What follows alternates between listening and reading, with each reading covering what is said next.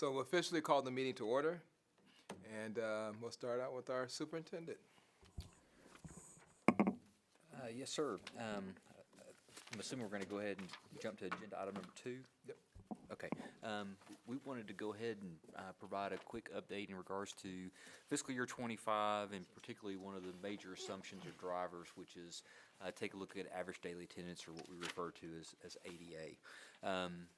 We know that this is going to be a really challenging fiscal year, seeing that there was not additional revenue provided through the legislative session, 88th legislative session. So tonight, we really wanted to take a look back as to how we're trending with ADA. It's still a little early to provide a hard number in regards to what we're going to establish as that, like I say, that major assumption or budget driving ADA number. We'll continue to utilize and assess really the next 6 weeks to do so. But then also to provide the board really an overview as to what the budget planning timeline will entail. Again, unfortunately, with the reduction in SHARS revenue that we've discussed, seeing that the state did not provide additional increases to the basic allotment, much less really any additional funding as far as an additional revenue source increase.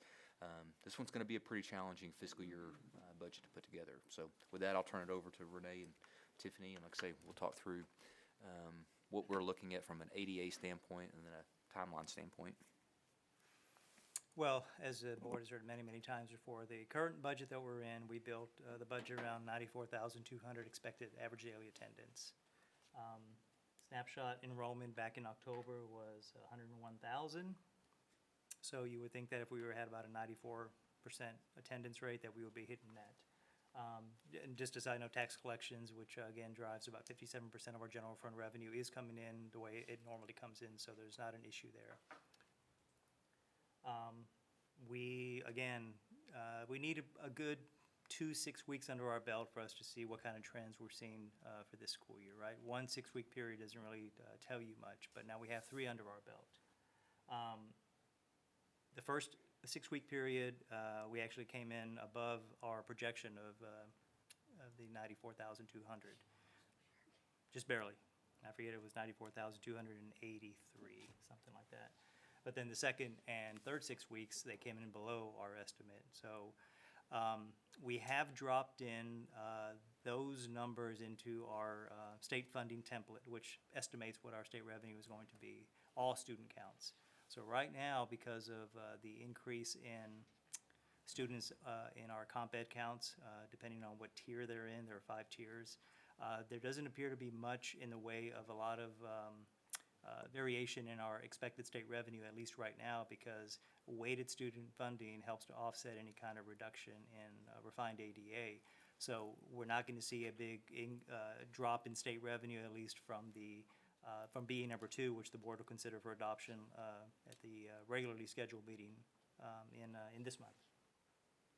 So just to kind of show you what our refined ADA has been, and all these going back to 13, 14, our final ADA as of that particular fiscal year. So you see that hump, and then you see it drop down to where we are now. Of course, 23, 24 is as of only 6 weeks. So if we stopped the school year right now, or actually the end of the third 6-week period, you would see that's where it is. So you can see what we've been dealing with. Now, one thing that I caution you when you look at something like this is from 1920 all the way until 21, 22, it wasn't really our refined ADA because we were receiving assistance from the state. If you remember, we talked about things like TPAR, the target percentage attendance rate. We even got that first year of the pandemic in 1920, we got assistance for, it was the 4th, 5th, and 6th week periods, if memory serves. It's becoming kind of hazy. So when you look at this, it's everything up until 1920 is our own refined ADA as we experienced it up to that time. 1920, 2021, 21, 22, there was a state assistance, so we got an inflated ADA because, number one, the state had the money because they had projected ADA to be higher than what it actually was because of the issues dealing with the pandemic. For 22, 23, and then the year we're in, we are on our own. There is no state assistance. There was no help from the legislature, and there is no mechanism by which we are going to be held harmless for any kind of drop in average daily attendance for the year that we're in or for 22-23. So just wanted to make kind of note of that. We didn't go through and try to adjust these to take into account what our actual ADA was for those years. So when you see those numbers, you kind of see an inflated number, but it certainly helped us for those particular budget years, as it did every district in the state. So again, we closely monitor this, and then if we have to make some adjustments, they'll either be taken care of in our final amended budget, which is budget amendment number 3 usually, which we take to the board in August, or if the superintendent wishes, we could always do a budget amendment number 3 in May or June, and then do a budget amendment number 4 for the final amended budget if we chose to do so. So the superintendent mentioned the SHARs. We talked to the board about that last month, that we had, you know, we were kind of on the bubble deciding which way we were going to go with the loss of SHARs revenue because of the issues that we've discussed. And so we're going to recognize the entire loss of SHARs in budget amendment number 2 again, which you'll see for consideration on the 27th. As far as the budget timeline, it is fortuitous that the legislature is not meeting this year because, you know, we have to kind of sit on our hands sometimes because we don't know what bill from either chambers is going to change school funding. So it's not too different from what we've seen before. This board has seen before as the staff working together to take all the requests that are coming in from departments. Campus allotments will be sent out and everything will be compiled and put together, and of course keeping the superintendent abreast of where our, you know, what it looks like, right? So there's two sides of that coin. One is the revenue, and everybody helps you spend the money, but there's only a few people, and 3 of them are in this room who figure out where it's coming from. So we'll be going through those calculations, which then, to go back into ADA, what is our ADA for 24-25 going to be? Well, you know, we started with 94,200, and if the trend suggests that 94,200 may be a bit liberal and you got to pull back on that, we have to make that decision at some point as we start to put together the budget for next year.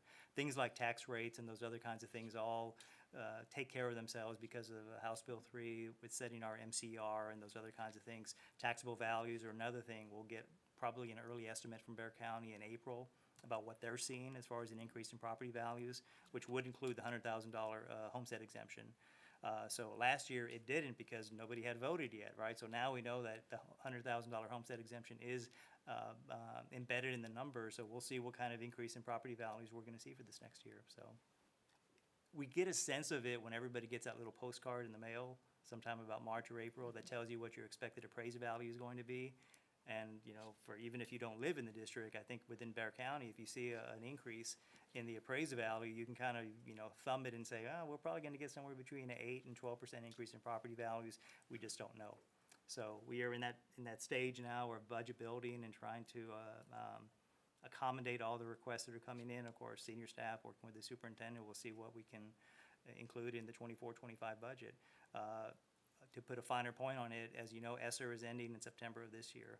So expenditures that have been sustained over the last few years with ESSER funds will either go away or they have to be absorbed into the general fund, and that is the process which we're going through right now to determine what can be absorbed into the general fund, which is, if you use the analogy of a supersaturated sponge, you can't absorb much more. So we have to decide what is it that we're going to be able to, again, incorporate into the budget that the superintendent will present to you as a board for consideration. So.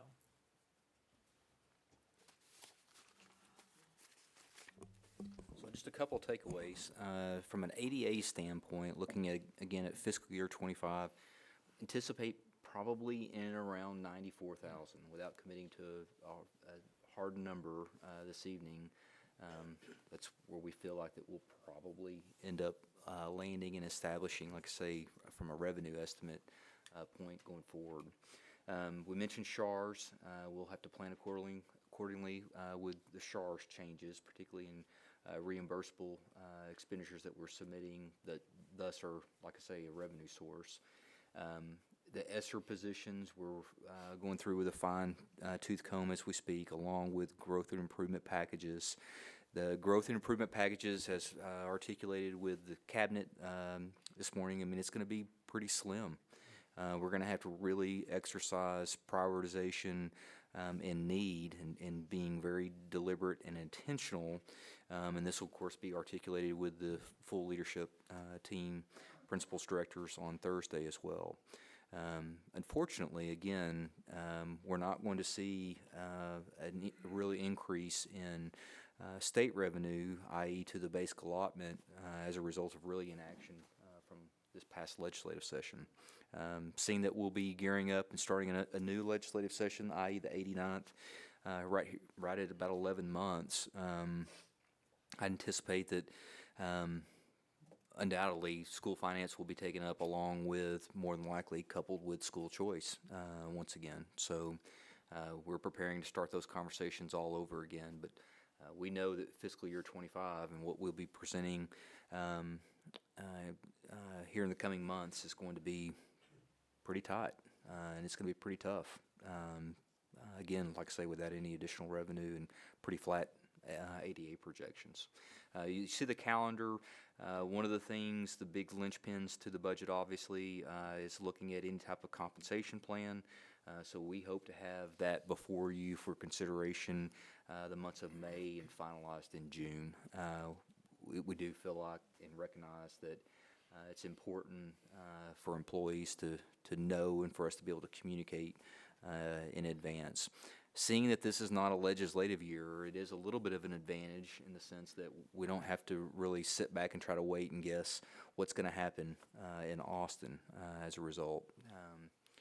At the same time, we'd much rather be able to have the conversation that we're going to see a significant increase to the basic allotment just to maintain, keep up with inflationary pressures, which obviously that was a failed attempt. So more to come.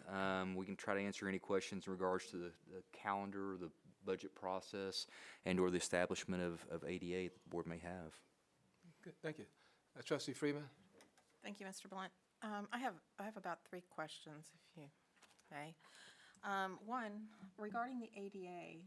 So we know that our ADA has gone down some since the previous years.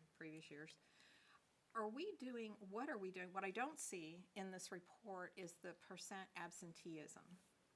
And so are we doing anything to attempt to, I know we are,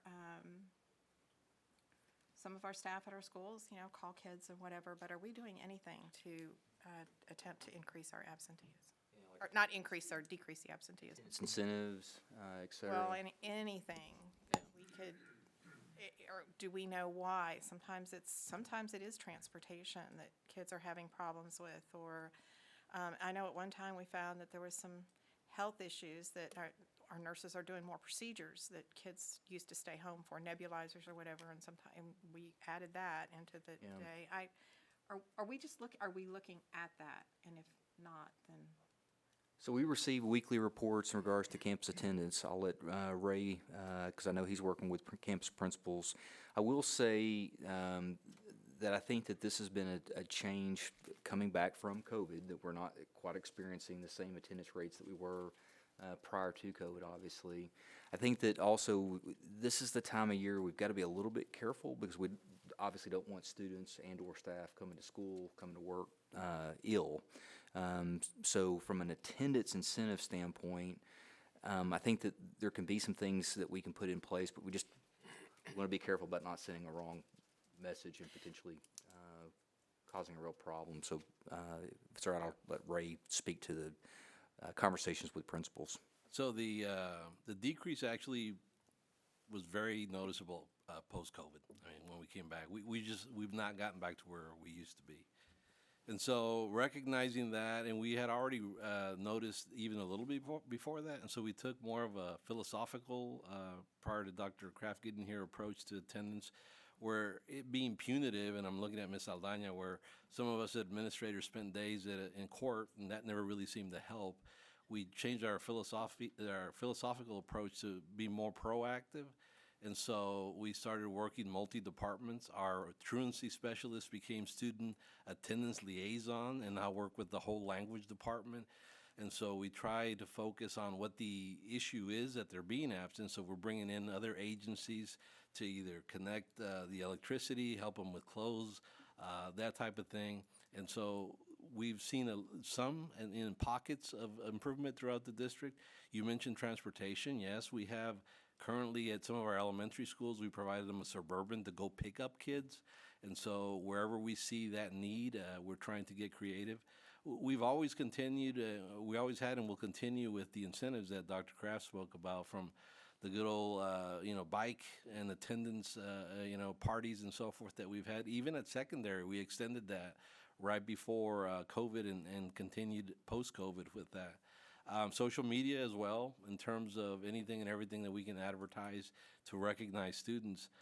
We've done all that. And so the problem, unfortunately, is not specific to Northside. And talking to other districts, it really is, at least in my conversations, countywide, statewide, where we've not got to the numbers that we had post-COVID. So that might be enrollment, but anyway, in sometime in the near future, if we could have like the last few years, I don't know, however quarters, like what our attendance percentage is, or the absentee rate. And then regarding growth and improvements, I thought, maybe it wasn't last year. Last year we were real busy with superintendent search and such, but we had moved up the growth and improvement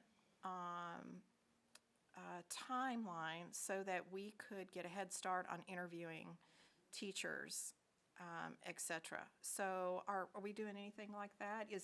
I look at here and it says, if we don't approve growth and improvement packages in April, then that puts us later. Do we need to move that up? Well, yes and no. So we had the conversation actually this morning in and around special education staff. We're going to try to push those allocations based upon staffing formulas to campuses immediately. Seeing that we currently have 81 special education vacancies, I don't have any fear at all at this point, juncture, that we're going to be in a position of potentially overhiring or overstaffing. And so based on the projections for special education student populations, we're going to, like I say, charge principals and or directors with start hiring immediately. The G&I positions that we're really talking about are any additional positions, which I'll just, again, be very transparent, I think are going to be really difficult to place in this budget if they're not an ESSER position already being occupied that's going to be carried into the general fund. I just don't think we're going to have the revenue to be able to support. So I don't have as much fear about the G&I coming before the board in April for brand new like support type positions. Campus allocations, I feel pretty good that we're going to be in a pretty good position for principals to have the green light to go ahead and hire. We are still one of the districts that are we're moving up our calendar. A week, yes. But other school districts are getting out sooner and moving their calendars up. So I just Right. don't want to be behind in and looking at hiring. Yeah, I don't foresee right now a hindrance in principals' ability to be able to hire. One of the things that we're going to have to, with the opening of Chumley Elementary School, we'll have to be pretty proactive in that regard. But and like I say, there'll be some positions that we're going to, again, not fearing that we'll be overhiring. I'll give you another example: bilingual education teachers. That is pretty well if we can hire bilingual teachers, we'll take care of the allocation and the paperwork, but hire, simply because it's such a critical shortage right now. And we have vacancies on the books that we will not be in a position of overhiring. Okay. Now, hopefully, as I mentioned this morning, we'll be in a position and having a very different conversation where we need to be very cognizant and PCN numbers and not overhiring, but that's just not, the position, unfortunately, that we're in. We have much greater demand than we have supply of particularly those two areas right now. All right, thank you. I did have a third, but I lost and didn't write it down clearly enough. So. All right, we'll be here for a while. Oh, not too long. All right, Trustee Saldana? I would like to make an old school suggestion.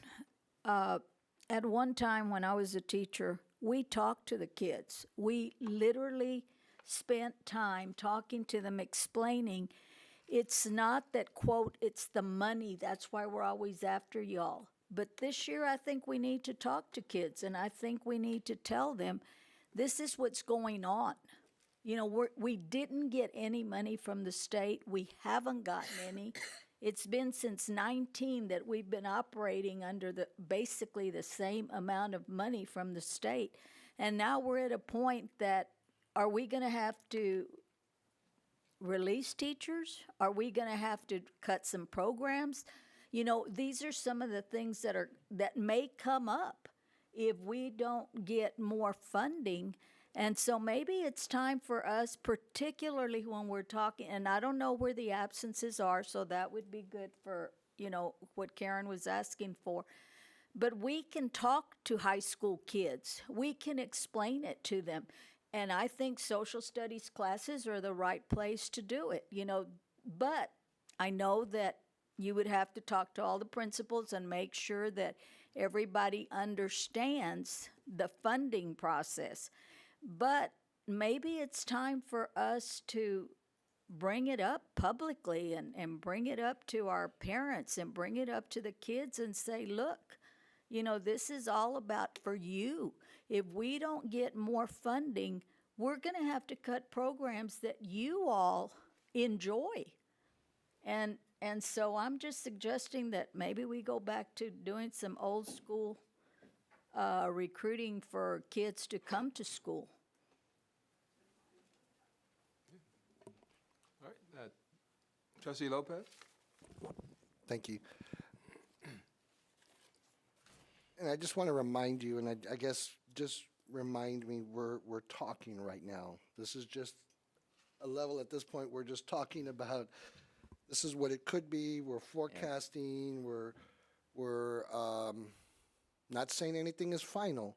And I think we as trustees have to be cautious in our language when we talk about certain things, and particularly when we say about cutting jobs or letting go of teachers. Right now, this is just a forecast, so I'm just kind of being cautious or asking us to be cautious with that, because I don't want to then get a phone call and says, hey, I heard you're going to be cutting teachers. No, we're not even talking about that. And so I just want to make sure we're cautious when we say or we use better language or better words when we talk about this. This is just forecasting, and I'm just being cautious with that.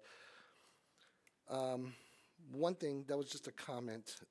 John, when we talk about, when we talk about ADA, I know for some of our students in particular areas,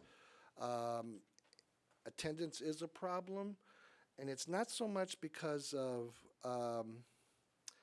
I think it's more centered around travel, right? If they're not within the 2 mile, if they're not within that 2 mile bus transportation aspect or the loop of that, they're not going to come to school, especially on a cold day, especially when it's raining. And then also it depends on the area where they live. So I know that's a factor. Have we looked at some of that and the way we evaluate some of our bus routes and saying, okay, is this truly a factor for a child to not be able to ride the bus because it has a sidewalk, but it has this, but there's a high crime or a high propensity of crime to occur on that. I say we look at those as well, because I know that there are populations or there are campuses that do face those challenges, and it's very easy for the parent to say, no, just stay home and miss 5 days of school. So a couple things. From a transportation standpoint, yes. So hazardous routes, as we deem them, whether it be a result of crime, whether it be traffic concerns, construction concerns, we absolutely do. I think if we're going to look at reducing the walkout radius, I mean, that will need to be revisited by the Finance Committee and or the full Board of Trustees, because obviously there will be the financial implication, additional buses more than likely, but then also we need to think about drivers. We would definitely have to add not only to our transportation fleet, but our staff to be able to cover those routes. Right now, we still experience some delays. particularly on the wet mornings. We did see a pretty significant reduction in our attendance rate the day following. I'm trying to remember, I think it was the 16th or 17th. It was the Tuesday following the Monday cold spell.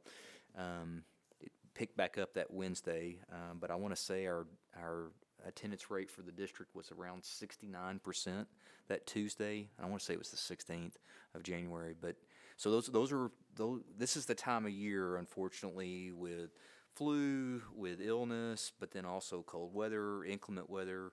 This is typically our worst 4th 6 weeks from an attendance rate standpoint. So it was a long answer, I know. From a transportation standpoint, I mean, we can look at reducing that walkout radius, but I mean, there will be a cost, obviously. Well, I definitely think it's something to explore, and I guess if you look based on the criteria, is it safe, right? And maybe that's a special consideration, so. And we do, I'm not saying that yeah. all of them has to be that way, Yeah. but maybe there is a certain criteria that you use for this certain. From a hazardous route standpoint, if it's reported, we've got some concerns. Sidewalks are being constructed, high crime area that students are having to, especially elementary. I mean, we assess those situations from a hazardous route standpoint. All right, thank you. Pedestrian route, excuse me. Well, thank you. Any other comments or questions? Just as a comment, something we did that was a little bit out of the norm when I was at different schools that allowed this, especially when attendance was a priority, was we did home visits. That was a mandatory thing after a certain percentage of absenteeism. And we also went and picked them up. But it was usually my responsibility, and there are safety measures for that. So we might want to start, especially, I'm most concerned about those that are very close to graduating, because we don't want this to be, so maybe we need to put some priorities behind that and ask what supports the schools might have. I know every district handles it a little bit different. In other districts, they raffled a car that was donated, certain things. I don't know how effective that was, but sure did stir up a lot of media and a Yeah. lot of awareness around that. So I don't know if we can get the NCRS to donate a car to us. Yeah, I mean, a couple things. Shout out to the NCRS family. When it comes to student attendance, keep in mind, we still have compulsory school attendance laws in place. So the students have to attend 90% of the scheduled instructional time each semester, or otherwise they have to make up that time, or an attendance review committee has to meet to determine, as a result of physician's orders, homebound instruction, whatever the case may be, to excuse those absences. And I know that, like I say, Ray has been in conversation with our executive directors on conducting those meetings. So that compulsory school attendance is still alive and well. I know that our truancy offices are working with some of our serious situations where students are dropping well below the 90%, particularly at the high school, risking graduation, and how do we get them in class and hours made up, et cetera. But like I say, just wanted to make sure that it's not necessarily just a free pass and an elective to come to school each and every day. I mean, there's still a requirement that students are in class 90% of that scheduled instructional time. Okay, thank you. Anybody else? Yeah, it just sounds like, I guess a real good suggestion out of this, and you already noted it, is just a discussion on the attendance. We will be, from a data standpoint, because I know we're all sort of, we really need to see the data, geographically, grade level, chronic absence, et cetera. I think then we can sort of begin to brainstorm, if needed, a little further. So we'll follow up in Friday letter percentages, and then we'll bring it back with the next budget discussion as well, in regards to just an overview of how we're looking at the distance or the district, but then also campuses. Good, okay. All right. Thank you, Renee. You're welcome. All right, so we'll go ahead and move to the administration area. We have two policies. These were both brought forward with our last policy committee for deletion. These are recommended to be deleted policies as a result of TASB's recommendations. I'll let Mr. Glendo talk a little bit more in detail if you have questions about these, but like I say, these were reviewed in the policy committee. EFAA and EFA. EFAA is really more or less the adoption selection of instructional materials, and then EFA is a policy that pertains to the delivery of instruction in regards to human sexuality. Again, these are both policies that are being recommended for deletion as really a result of them being incorporated into other TASB local policies that are already in place or will be in place with an upcoming update. Ray? I think you covered it all, sir. Okay, I thought I might have. A little bit, do yeah, that. both of them, and Ms. Frosty actually will bring the TASB update 122, I believe it is, next board meeting. But these are so cut and dry, as Dr. Kraft just went through. And yes, one of them is actually covered in the form of an admin reg, EFAA. EFA is actually language that now exists in another policy for those of you that attended policy committee. They're both, one of them is 12 years old, the other one's 18 years old, and so that's why it's been a while now that TASB actually recommended that we delete these. We want to be sure everything was covered, like I said, in some other policy and or in this case admin reg, and so that's why both of these are recommended to be deleted. Trustee Freeman? Yes, if I may, I know in some communities, we talk about TASB policies here, and we understand because we deal with policy revisions on a frequent basis, whether it be local or legal. But there are some communities that have misinterpreted some the ways that we talk about TASB policy. Just as clarification, if I may, TASB, for those people that are here, the Texas Association of School Boards, we have policy consultants that they go through our policies on a systematic basis, and they review each district. We've got consultants that our consultant reviews our district policies and then recommends any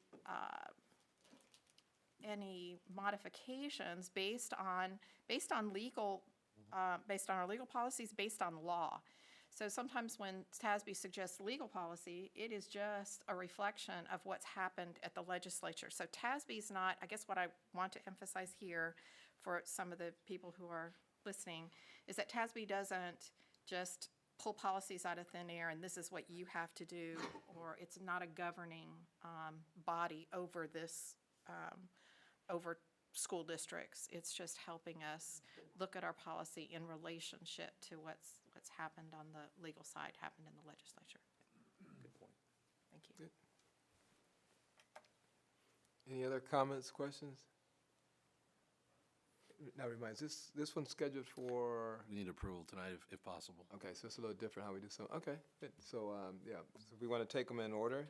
Is there a motion to come before the board on EFAA local? Trustee Freeman? I would move approval that, we have to do them separately? Can we just? I believe so. Yeah. Okay. So I would move approval that we delete EFAA local as presented. Second. Okay, motion is second. Any further discussion? I've moved a second that we, deletion of EFAA local as presented. All those in favor signify by saying aye. Aye. Any opposed, state nay. Okay, motion carries. Good. All right, any other motions that come before the board? I move that we recommend, that we approve the recommendation to delete EFA local policy. All right, motion is second. Any further discussion? Okay, moved and second that we delete EFA local as presented. All those in favor signify by saying aye. Aye. Any opposed, state nay. Okay, motion carries. Good. All right, that completes the administration area. Thank you, sir. Thank you. All right, superintendent area. Yes, sir. A few items. The first I'd like to bring to your attention is a resolution, actually for your consideration as well.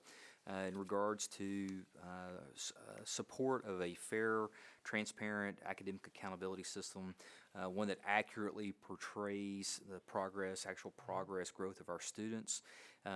It's valid, it's accessible to our parents, to our community. It's also understandable. And I'll explain the rationale for and the timing of this particular resolution. As you may not recall, a suit was filed in regards to some changes, and I'll say last-minute changes to the current accountability system. This is part of the reason why campuses nor districts across the state have received letter grades or accountability ratings for this previous year. Through this litigation process and through provided testimony, the comment from our Commissioner of Education was made, like I say, or testified, that only 110 school districts, give or take, have joined this statewide lawsuit, and so that equates, in essence, by Commissioner Morath's computations, to 90% of school districts that must be okay with the accountability, but also the last-minute accountability changes that were proposed and approved literally as we started the school year. Well, that's not the case. As we have discussed, not only the lawsuit, but just the state of accountability and the accountability system as to where we are. This is an opportunity, like I say, to articulate that as a district, we believe in accountability, but it needs to be fair, it needs to be transparent, it needs to be effective, and it really needs to support driving continuous improvement of student progress and growth. And so this resolution, like I say, is really a resolution of support of that system, but also really a support of our educators and their hard work that goes into teaching and learning each and every day, that I don't believe is truly reflective in the proposed or the current accountability system as it exists. So, like I say, you have the resolution, I believe, in board docs for your review, and I'll be glad to try to answer any questions. All right, Trustee Duran? I just want to note, like, one of the key words that I see that seems to be impactful is that we want to oppose any mid-year changes because we do plan a year ahead, or at least we try, right? Right. And so with that, those changes mid-year makes it really difficult for us to continue operations as is. So that's really what I see as the big takeaway with this resolution, is to please, let's stick to what we agreed to, and then continue business through the end of the year as is, not anything mid-year. And that's a great point, and really, we need prior notification of changes, particularly significant changes in regards to calculations, so that we can plan accordingly. And that was not provided nor the case this past year. Great point. Okay. Any other comments or questions? All right, is there a motion to come before the board? A I motion- move, Hi, Go ahead. Thanks. I motion that we approve the academic accountability resolution as is. second. All right, a motion and a second. Any further discussion? Yeah, I'll make one quick statement, just to reinforce what the superintendent stated. Because when we've had our discussion, when this came up, we never considered a numbers game of saying, hey, we've got to do it because others have done it per se. We looked who's doing what, said, okay, it's moving forward. And then, we'll let that go that particular route. So I hope everybody understands that we don't want to see things go that particular route necessarily, because otherwise, it's just not being fair to not only to the state, but to how we make decisions as a board also. Just want to point that out too. Okay. All right, so we have a motion and a second to approve the resolution as presented. All those in favor signify by stating aye. Aye. Aye. Those opposed, state nay. Good. Motion carries. Thank you. All right. Nomination for Bear County Appraisal District. Yes, sir. So, as you recall, there has been an announcement. We've received notification of a recent vacancy to the Bear County Appraisal District Board. So as a taxing entity, as a governing body, you have the ability, if you so choose, to make a nomination for the Bexar County Appraisal District Board to consider in filling that vacancy. And so we've received some nominations. We wanted to bring this item back along with an attached resolution. Having spoken with Dave Gannon, the chair of Bexar County Appraisal District, we will need to submit one name or one nominee if the board so chooses, elects to do so via an approved resolution this evening. The due date, I believe, is the 26th of February, just to put on your radar. The reason that it needs to be a nominee, one nominee, is we are a county, and like I say, the board had to double check this, the appraisal district board had to double check this, but we are a county of excess of 75,000 residents, and so each entity has the ability to submit one nominee to fill this vacancy. So, like I say, this is an opportunity if you would like to submit as a governing body a nominee to the Bexar County Appraisal District Board, you have the ability to do so. You know, and I'll just say, 'cause we discussed it a little bit last time, and, you know, we use this as the opportunity if we want to go forward with the nomination. But remember, unlike when we typically go this particular route, it doesn't come back to us. You may have said that, I mean, it's Dr. Kraft, but again, that board is going to decide. So we're just submitting a nomination, but it doesn't come back to us. It comes for that board to decide. So just a further consideration. Okay? And we've had some dialogue. Any comments, questions, or from the board?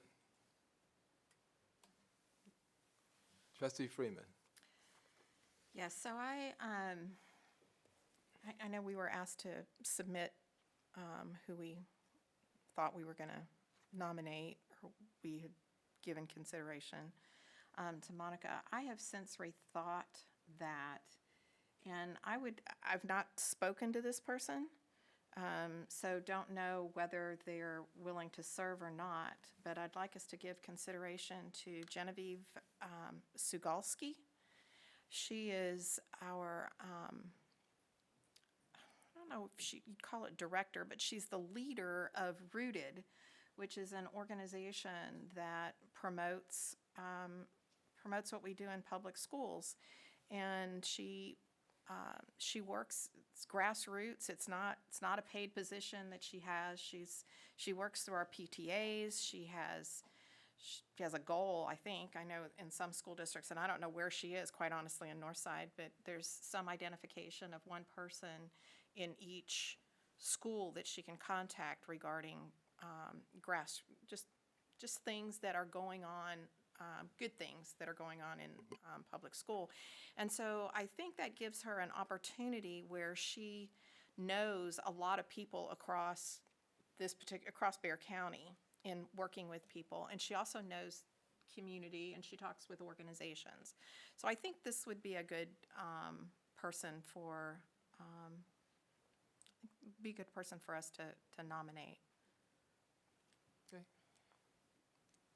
Any other thoughts, comments, or questions? Everybody just sort of. We have until the 26th to submit names. Yeah, but we gotta vote on it tonight. Yeah, so that's the challenge. The timeline, it needs to be one nominee that would need to be through the approval of a resolution. So I'm afraid we're going to run out of time. Like I say, if the board, this is not a requirement. Yeah, If the board wants to submit a nominee to fill this vacancy for consideration of the Bexar County Appraisal District Board. So that's another great point. I want to reiterate, as Bobby articulated, it's not a guarantee this individual is going to be elected by the board, the Bexar County Appraisal District Board.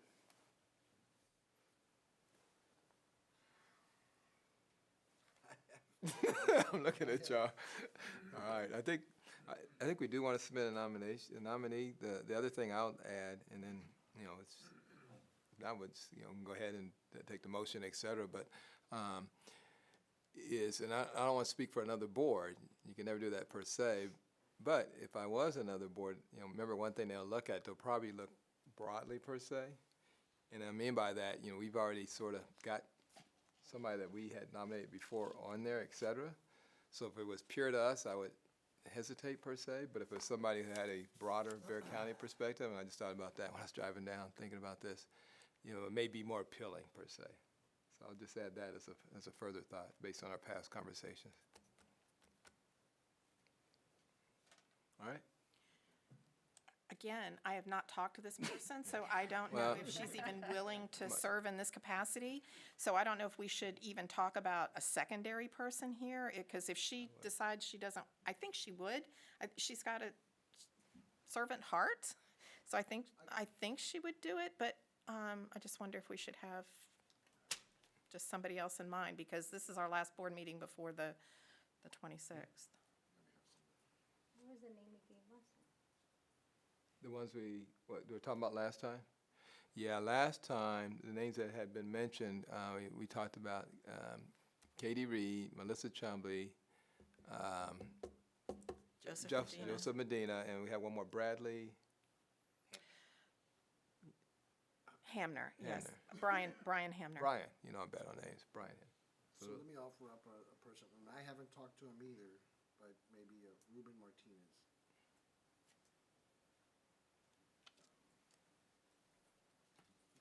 CPA, he's a CPA under finance, and,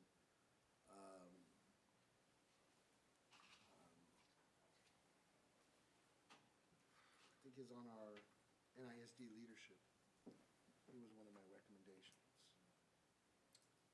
I remember if he committed. I have to look at the list again.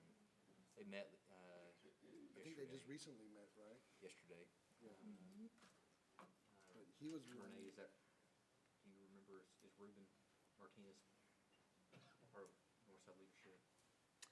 Does not ring a bell. He accepted it, he's on, yes, Northside Leadership. So I would submit his name as an option as well.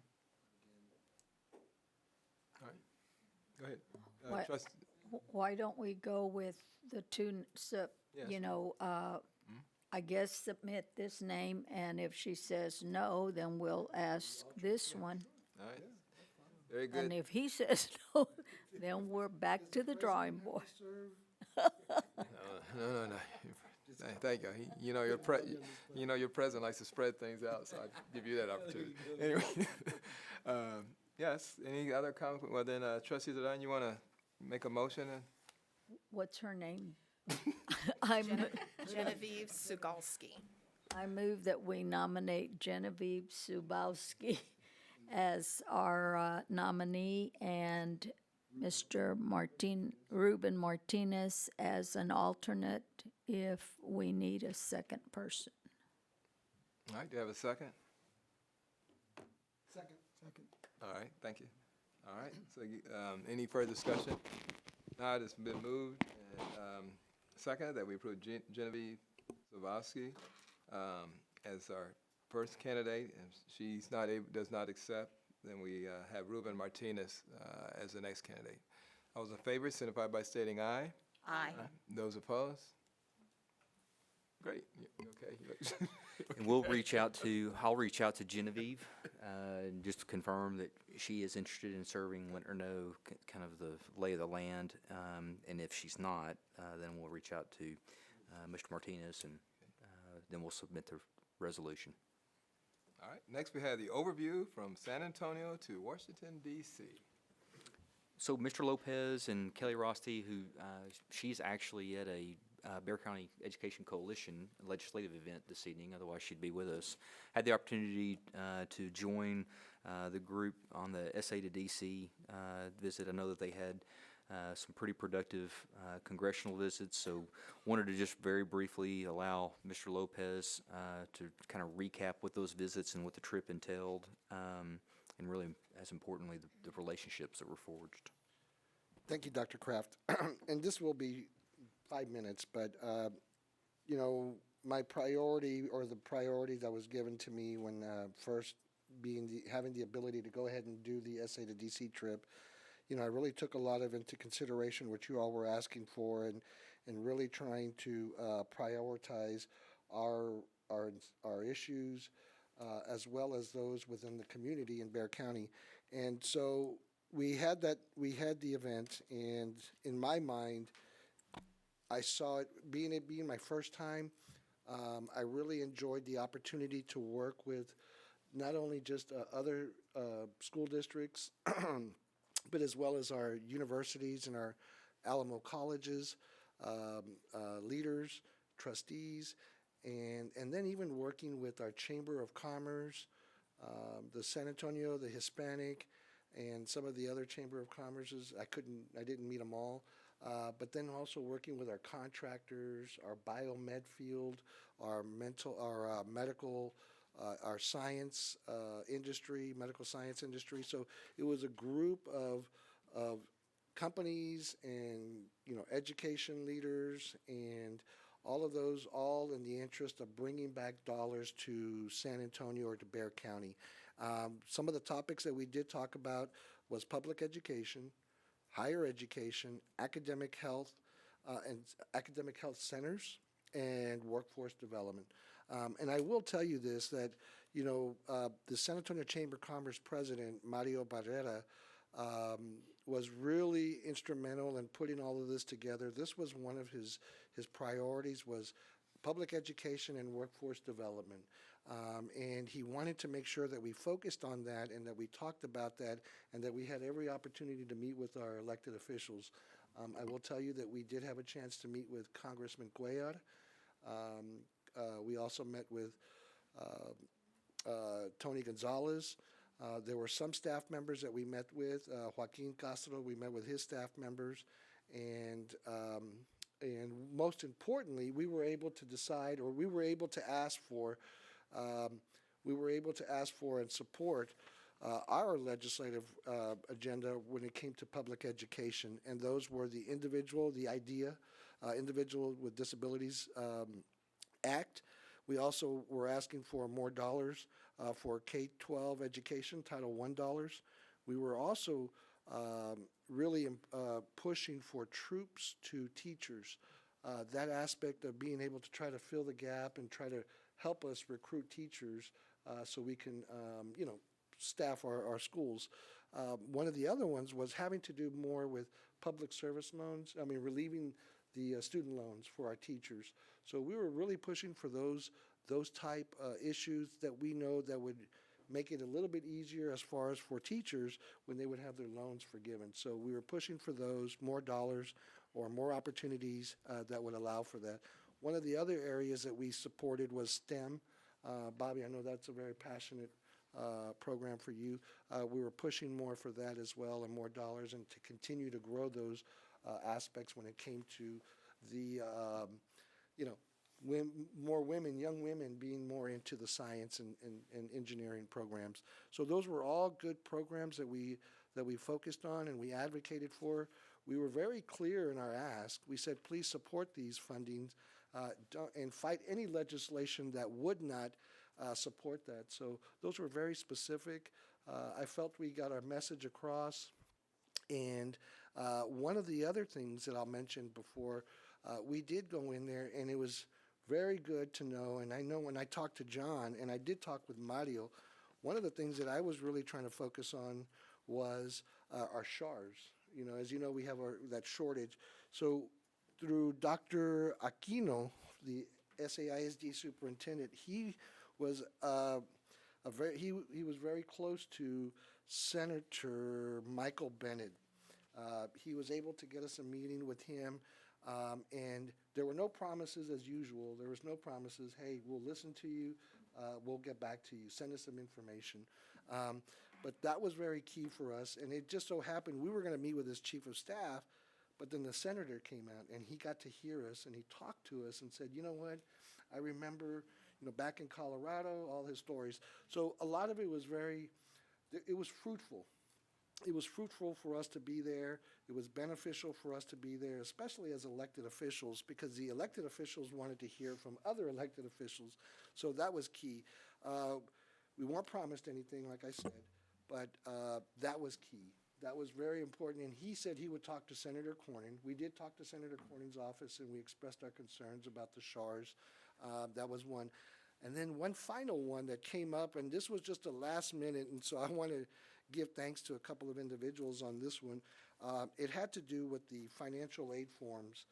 We were able to get in a meeting with the Department of Education, and we met with one of the advisors.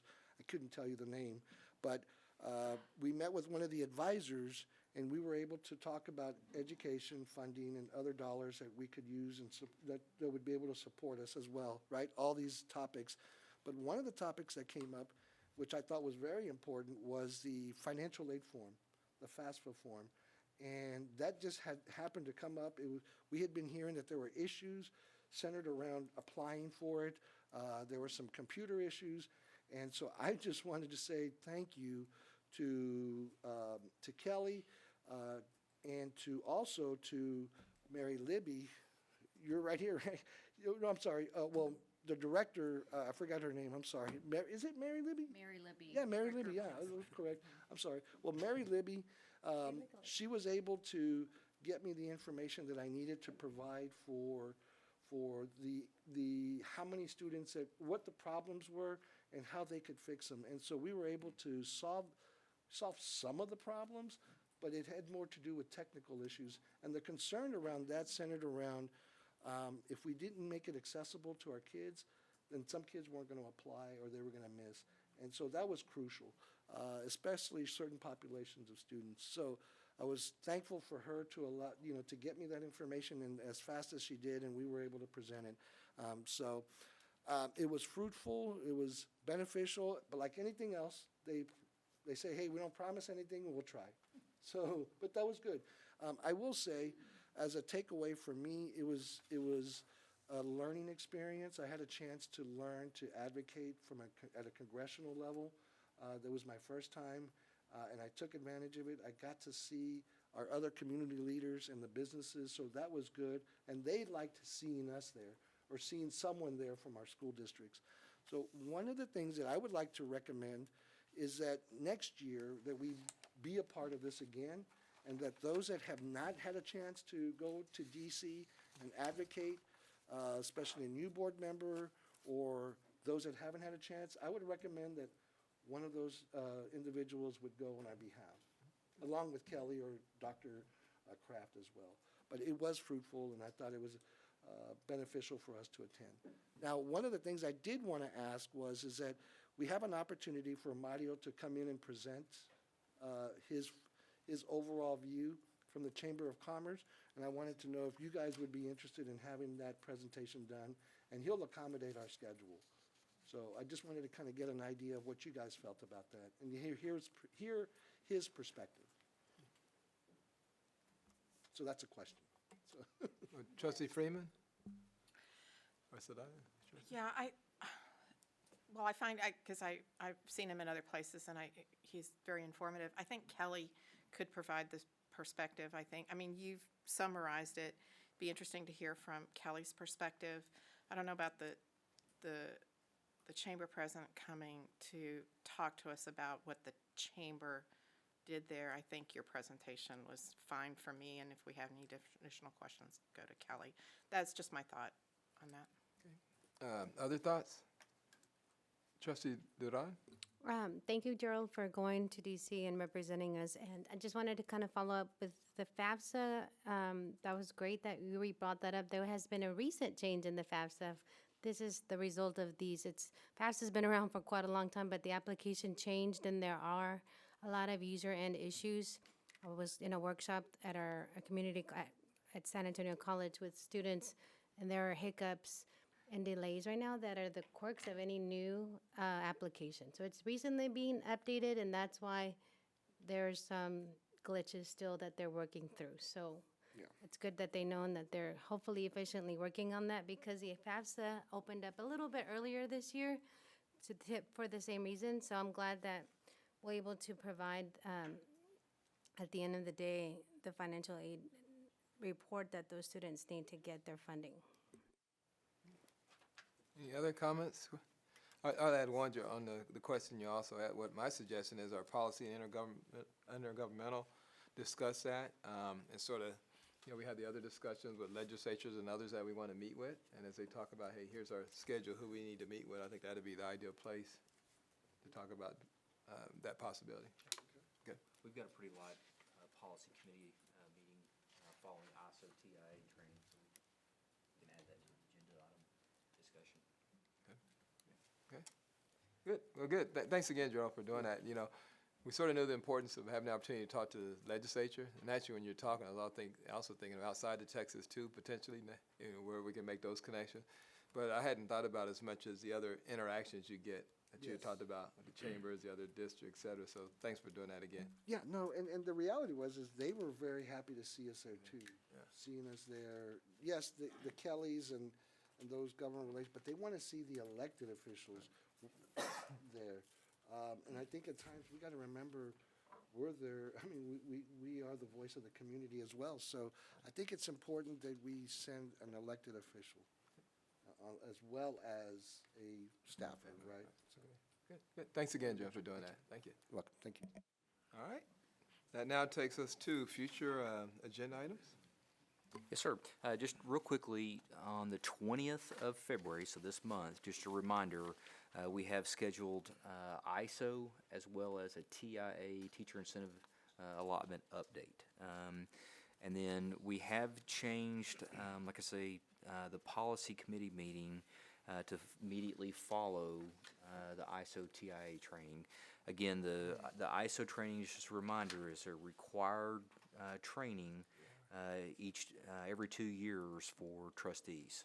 So if you're going to want to have a scheduling conflict, please let Monica know just as soon as possible so we can make accommodations. And then the 27th will be our next regular scheduled board meeting. We will provide the Texas Academic Performance Report, or TAPER, from 2023, so that will entail a public hearing as well. I know that we're going to have quite a few contracts that will be a result of the conversation in our building committee meeting forthcoming. The teacher designation plan, a schematic design for the quickly developing athletic baseball, softball complex that will also include a cross-country course. As mentioned earlier, we will bring forward budget amendment number 2 for your consideration, and then any other agenda items that we need to bring forward for the board to review or discuss or consider. So that's what we have in the works right now for the agenda on the 27th. Good. All right. Thank you, Dr. Kraft. All right. So that completes this portion. Next, we were going to have, Gary, push the button. Trustee Saldana, push the button. Are we done? I mean, are we going into executive We session? got one item. Just a report. Clark, 37, checking? San Marcos, 20, with 5 minutes to go in the third. All right. That was a while ago, so I'm hoping we're ahead. All right. Good. Good. Thank you, Trustee Saldana, for getting that. I know they cued you that outside. This is Girls. All right. I know you're trying to make it. Okay. All right, so we're going to go, let me ask the board first. Do we want to stay here for executive session? Okay. All right, so the Board of Trustees, they'll say at 7:10, we'll convene and close session, of course, with Texas Government Code Sections 551 as listed. Discussion to take place on the property litigation agenda.